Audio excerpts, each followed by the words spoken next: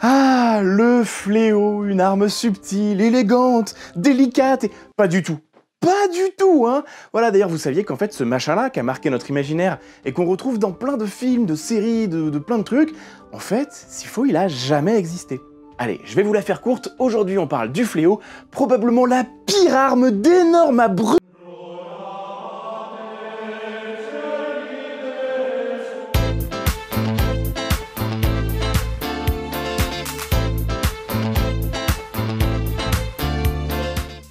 Donc aujourd'hui, on va parler fléau. Pour ça, j'ai besoin d'un fléau, d'un autre fléau, du fléau, d'un fléau, d'un fléau et de fléau. Ouais, elle était pas dingue la dernière, je suis d'accord. Bref, le fléau tel qu'on le connaît, il se présente souvent comme ça. On a une masse, au bout d'une chaîne, elle-même fixée sur un manche. Voilà, c'est une arme absolument plus subtile donc, simple, mais qui provoque des dégâts absolument terrifiants. C'est efficace, c'est bourrin, bref, on adore. C'est forcément avec une masse assez petite, même s'il peut y en avoir plusieurs, parce que grâce au pouvoir merveilleux de la physique, pas besoin de mettre des gros trucs pour que ça fasse d'épouvantables dégâts.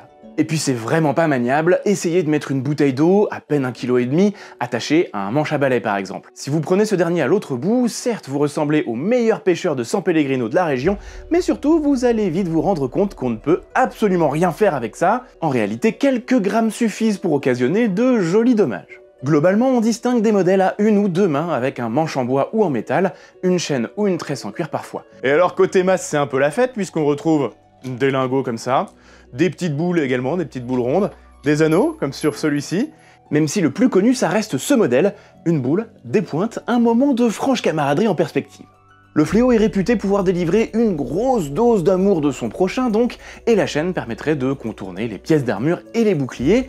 Petite démonstration avec Jean-Michel Tête de Haume, vous allez voir le principe.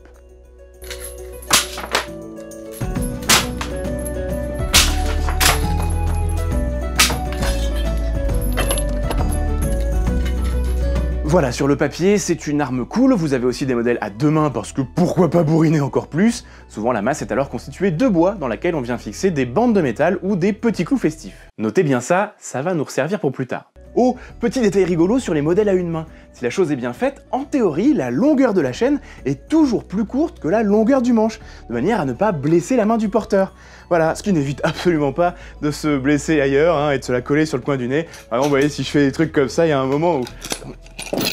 Ça alors, vous devez absolument communiquer avec vos nouveaux clients en anglais et vous vous êtes cassé la tête à tenter d'apprendre la langue tout seul?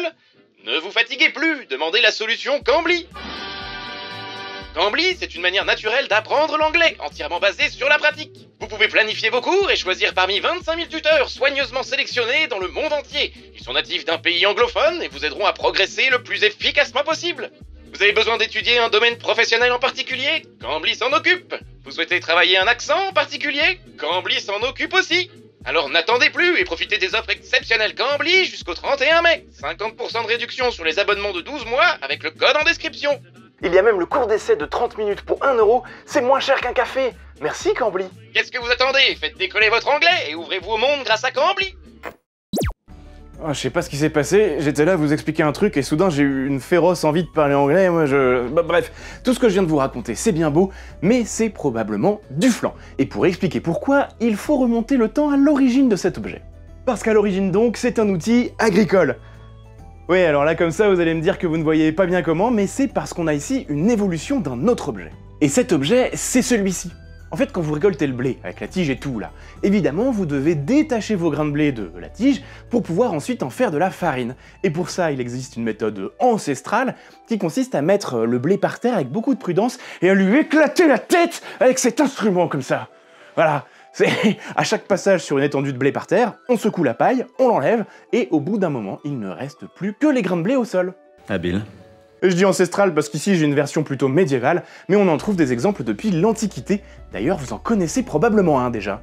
Mais si je suis sûr que vous avez déjà vu des représentations de pharaons avec les attributs de son pouvoir. On appelle ça des regalia pour les pharaons, il y en a plusieurs, dont différentes coiffes, le sceptre qui est un bâton de berger, et ce truc-là qui est... Bah oui, c'est un fléau.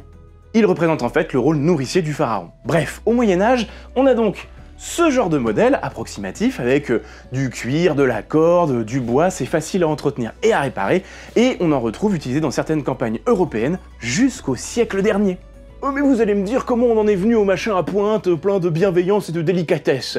Ah mais c'est-à-dire que les gars sont pas idiots, à un moment ils se sont dit, si ça peut vachement bien éclater les têtes de bleu comme ça peut probablement aussi vachement bien éclater les têtes des gens, voilà, et en cas de besoin, les gens peu fortunés ont souvent eu recours à des armes agricoles détournées. Des haches, des fourches, des faux, la liste est vraiment très longue. Donc ce modèle-là, il va évoluer pour s'adapter aux besoins de la guerre et aux protections. C'est là qu'il reçoit ses pointes et ses petits renforts métalliques un peu partout. C'est avant tout une arme de gens assez pauvres finalement, qu'on retrouve par exemple dans les révoltes paysannes en Europe centrale. Et puis il va s'adapter sur des modèles à une main dont on a quelques représentations, c'est probablement là qu'il perd son statut d'arme de pauvre. Mais attention, attention, depuis le début je vous dis qu'il y a un problème avec ce machin, et il est bien là le problème.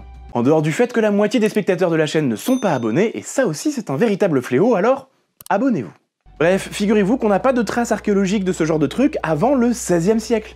Pas vraiment de source claire de l'existence de fléaux à une main réellement utilisés en combat. Les représentations qu'on a, c'est souvent dans un cadre particulier pour représenter des combattants de contrées lointaines et exotiques, ou l'Antiquité comme on la voyait au Moyen-Âge. On en trouve un ou deux bien conservés qui datent du XVIe et du XVIIe siècle, à une époque où plus personne ne se sert de ça, et c'est peut-être plus probablement des armes destinées à être exposées comme des curiosités, parce que c'était très à la mode à l'époque. Souvenez-vous, on en avait beaucoup parlé dans les vidéos du musée de l'armée. En fait, pour résumer, les modèles à deux mains, on en a des traces d'utilisation réelles, mais c'est assez peu fréquent.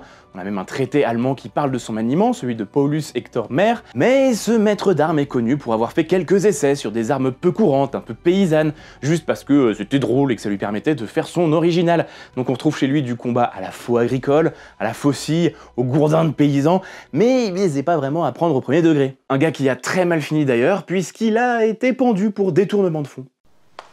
À la boulette. Alors on a également quelques exemples de la manière de réagir au combat contre un fléau, parce que le modèle à deux mains était aussi utilisé par les milices urbaines pour le maintien de l'ordre. Là encore, bonne ambiance le maintien de l'ordre, hein, voilà. Donc fléau à deux mains à la limite dans des cas très précis, mais à une main en revanche, c'est le vide. Et vous savez pourquoi ? C'est parce que c'est une arme complètement absurde, hein, voilà. En réalité, à maîtriser, c'est un enfer, et quasiment tout peut rapidement être plus efficace. Vous ne pouvez pas vous battre en formation, vous vous retrouvez vite coincé, et vous avez de grandes chances de vous faire mal tout seul. Environ, c'est pas, voilà, mais une chance sur une, je dirais, hein, voilà. Mais alors, ça vient d'où, cette histoire de fléau qui semble être une des armes les plus emblématiques du Moyen-Âge ? Ah là-dessus, je pense que la réponse, elle parle d'elle-même, hein. C'est bourrin, c'est pas subtil, et c'est un fantasme un peu idiot de la période médiévale, tel qu'on l'a souvent dans la culture populaire.